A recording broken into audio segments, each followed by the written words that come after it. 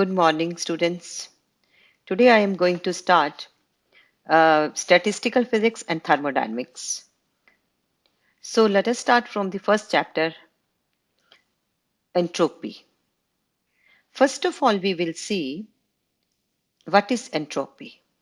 The term entropy was introduced by R.G. Clausius in 1854.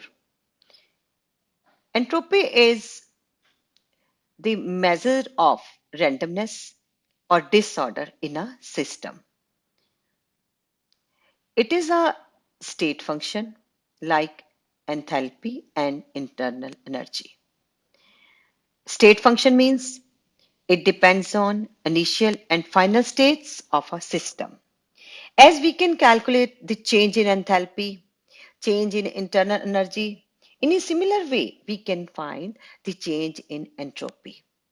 Let us suppose we have a system which undergoes a change from initial state to some of its final state. Then change in entropy can be written as delta S is equal to entropy of the system in final state minus entropy of the system in initial state. Similarly, if we were going to discuss the chemical process, then change in entropy in a chemical process can be written as delta S. Delta S represents the change in entropy. S is the symbol used for entropy. So delta S is equal to entropy of the products minus entropy of the reactants. So what we can say in brief, entropy is measure of disorder or randomness. How much randomness or disorder in a system that will be indicated by the term entropy.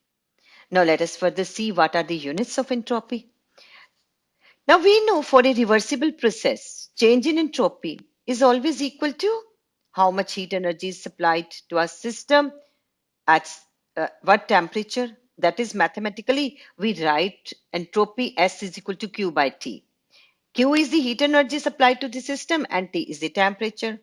Heat energy. Energy is always measured in joule, temperature in Kelvin. So SI unit of entropy is joule per Kelvin. Now further, let us see what is mean by statistical definition of entropy. Now we know in a thermal system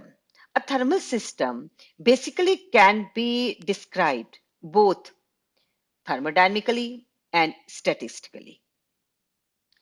Thermodynamically, a system is described in terms of using thermodynamic variables like pressure, volume, temperature, and internal energy. So, in 1896, Boltzmann introduced a new thermodynamic quantity known as entropy, which provides a relation between thermodynamic and statistical description of a thermodynamic system, of a thermal system. That is, if we want to describe any thermal system, we need two things. We have to describe the system thermodynamically. Thermodynamically means we want to know what is the pressure, what is the temperature, what is the volume, and how much is the internal energy of the molecules of the system. Secondly, we want to describe the system statistically.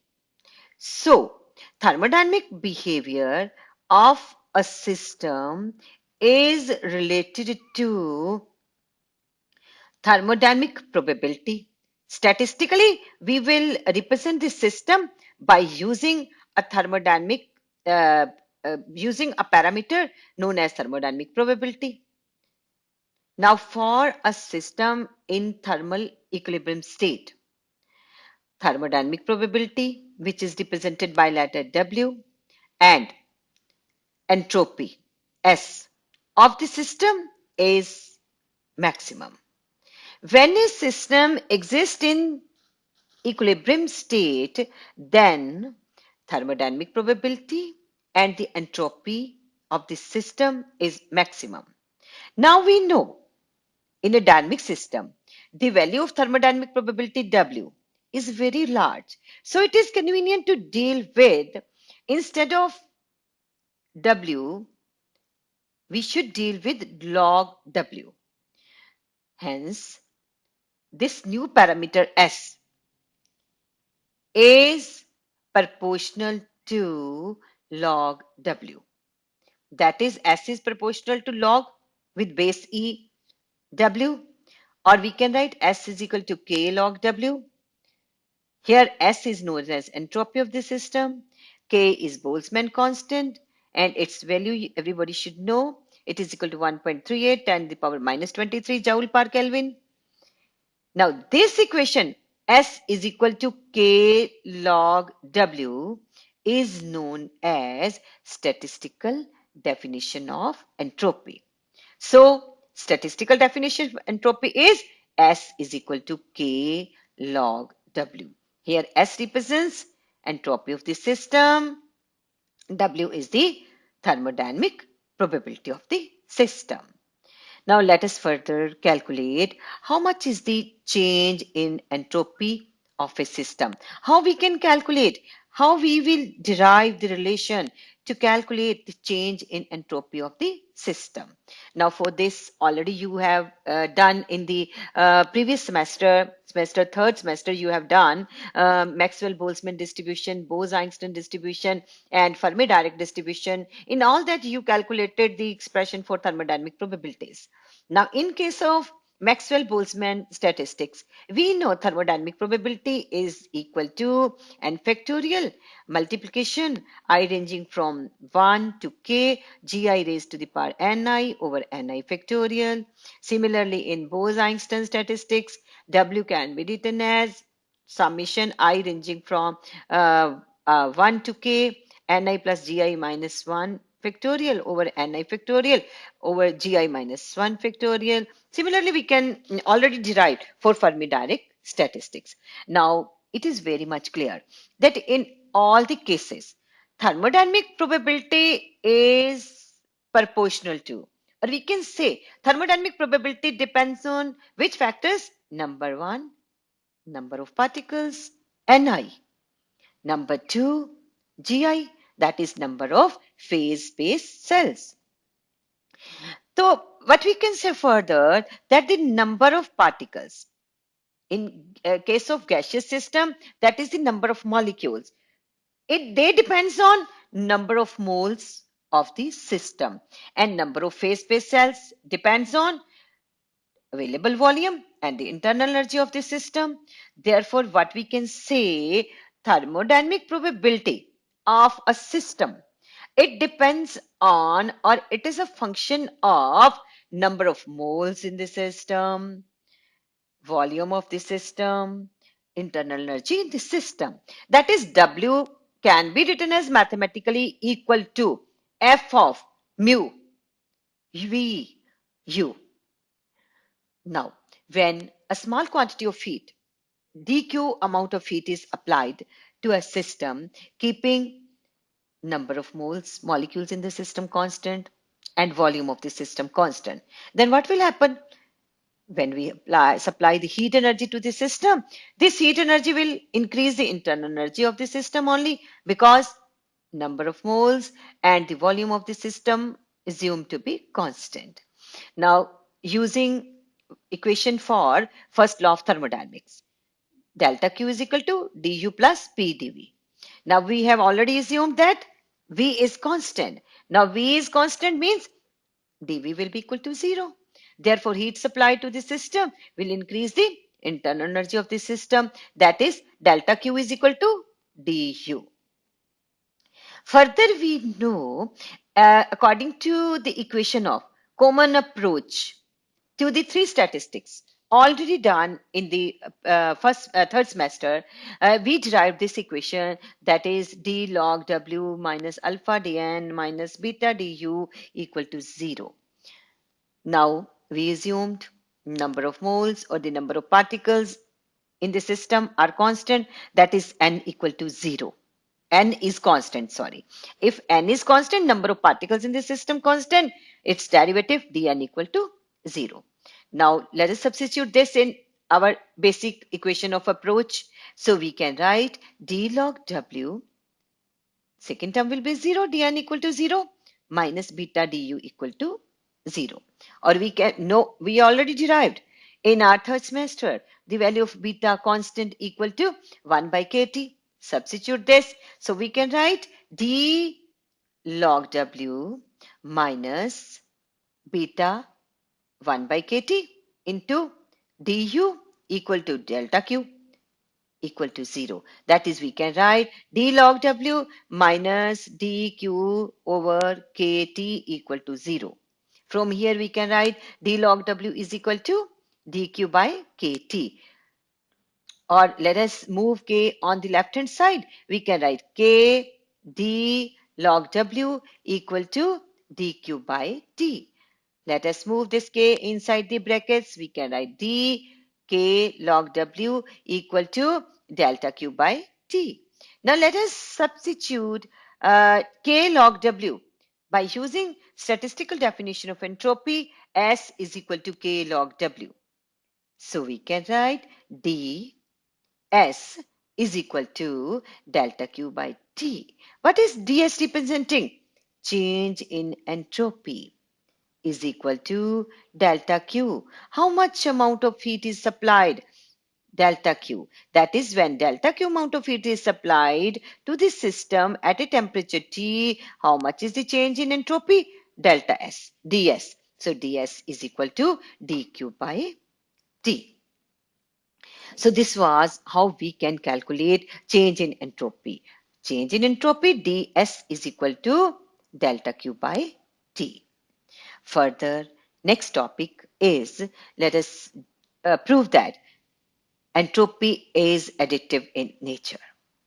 Now we know, let us suppose for this we have a system which consists of two subsystems, subsystem 1 and subsystem 2. Let total entropy of whole of the system is S. And the total thermodynamic probability of whole of the system is W. S is total entropy of whole system. W is the total thermodynamic probability of whole of the system. This whole of the system is, as the system is assumed to be consisting two subsystem, subsystem 1 and subsystem 2. Using statistical definition of entropy, S is equal to K log W. Further, suppose S1 and S2 be the entropies of the two subsystems. W1 and W2 be the thermodynamic probabilities of these two subsystems. According to definition of entropy, S1 is equal to K log W1. K is Boltzmann constant. S2 equal to K log W2. Now, by using multiplication law of entropy, probability, using multiplication law of probability, which already done in semester third, we can write total thermodynamic probability of whole of the system is equal to the product of thermodynamic probabilities of the two subsystems.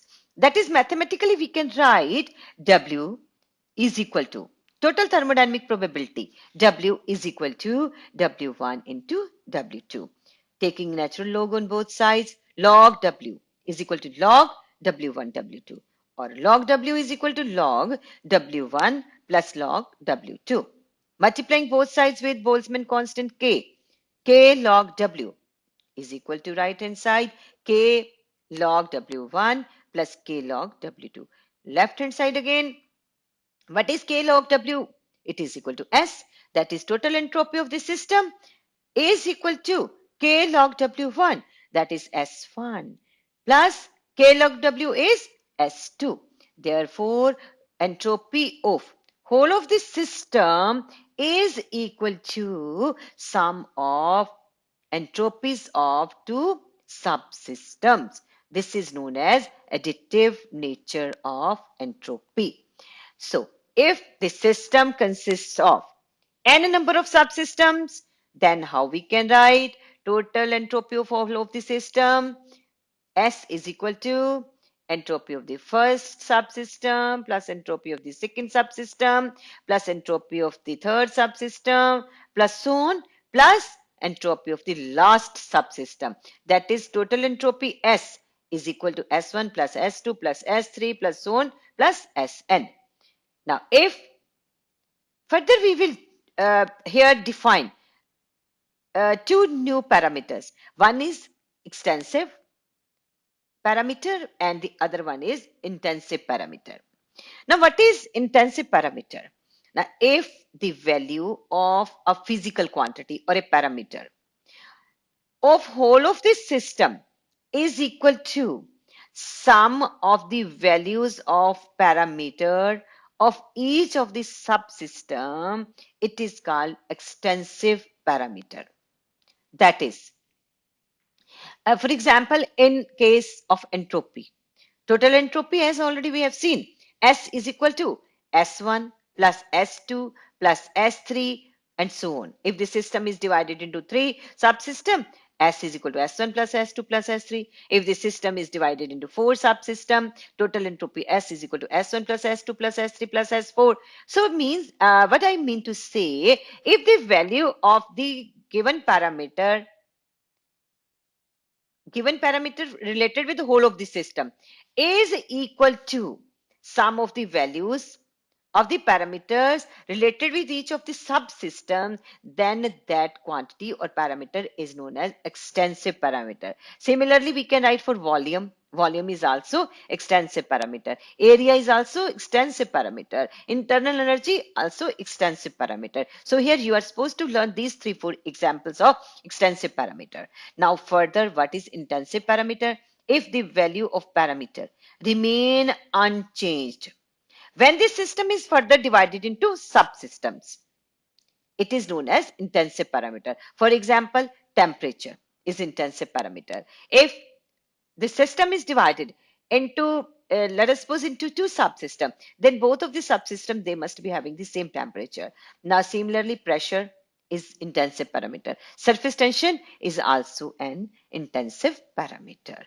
So this was all about the difference between extensive parameter and intensive parameter with examples. And here in our chapter, what we can conclude that entropy is a entropy is an extensive parameter. So this was all about your topics. What is statistical definition of entropy? What is mean by change of entropy of a system? What is mean by additive nature of entropy? And the difference between intensive and extensive parameters. Now let us further start the statement of third law of thermodynamics. Students, already you have studied the first law of thermodynamics, second law of thermodynamics. Now today let us see what is third law of thermodynamics. As we know, third law is based on the statistical definition of entropy. Now we know change in entropy can be written as delta S is equal to delta Q by T, or ds is equal to dq by T. dq is the small amount of heat energy supplied to the system and T is the absolute temperature. So when heat is added to a system, entropy increases because S is directly proportional to Q. So when heat is added to a system, entropy increases. Similarly, when heat is taken out of the system, S will decrease. As we have, according to statistical definition of entropy, S is equal to K log W. When S decreases, then W will also decrease. Again, listen. When heat is taken out of the system, S will decrease because S is directly proportional to Q. When Q is supplied to the system, S increases. When Q is taken out of the system, heat is taken out of the system, S will decrease When S will decrease, W will also decrease because S is further proportional to W. So, what we can say, if we go on cooling a system, entropy will go on decreasing. Hence, thermodynamic probability will also decrease. The minimum value, the lowest value of thermodynamic probability W is equal to 1. In Bose-Einstein statistics, minimum value of W is equal to 1 is possible. When it is possible to have W equal to 1? When all the particles of the system, they exist in same energy state. Now, in case of Fermi-Dirac statistics, we know the relation thermodynamic probability is given by the relation Gi factorial over Gi minus Ni factorial into Ni factorial. When Gi equal to Ni, in case of FD statistics, then we have Gi equal to Ni. Let us substitute the value Gi factorial over Gi minus Gi factorial over Gi factorial. So we can cancel these terms and we have W equal to 1, which is the minimum value of thermodynamic probability. It means at this stage, we cannot cool this system further. Therefore, what we can say, minimum possible temperature of this system is 0 degree at T is equal to 0 Kelvin, then S is equal to K log W equal to 1, means log 1 equal to S is equal to log 1 is 0. So S is equal to 0. Therefore, S is equal to 0 at T is equal to 0, which is the third law of thermodynamics. According to third law of thermodynamics, what we can conclude, what we can say that entropy of the system is 0 when it is 0 at T is equal to 0. So thank you very much. This was all about your few topics related with chapter of